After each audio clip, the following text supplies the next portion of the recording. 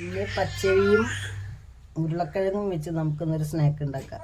ഇന്ന് നമുക്ക് പച്ചരിയും ഉരുളക്കിഴങ്ങും വെച്ച് ഒരു അടിപൊളി സ്നാക്ക് ഉണ്ടാക്കാം. പച്ചരി വെള്ളത്തിലിട്ട് കുതിർത്തി കഴുകി മാറ്റി വെച്ചു. ഉരുളക്കിഴങ്ങ് പുഴുങ്ങി മാറ്റി വെച്ചു. പച്ചരിയിൽ വെള്ളമൊഴിച്ച് ഒന്ന് അരച്ചെടുക്കാം. ഉരുളക്കിഴങ്ങ് പുഴുങ്ങിയത് മിക്സിയിലിട്ടൊന്ന് അടിച്ചെടുക്കാം.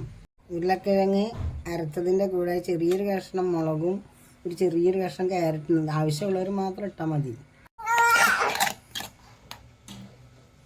അരിപ്പൊടിയും ഉരുളക്കിഴങ്ങ് മിക്സിയിലെടുത്തതും കൂട്ടി യോജിപ്പിച്ചെടുക്കണം.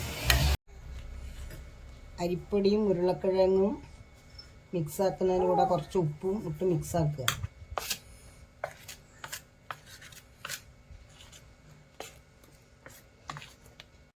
ഇതിലേക്ക് കുറച്ച് എള്ള് ഇടുന്നത് നന്നായിരിക്കും.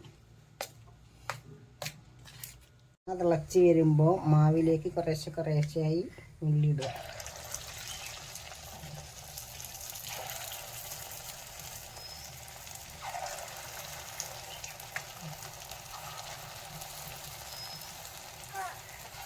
ഇപ്പോൾ കോരിയെടുക്കുക.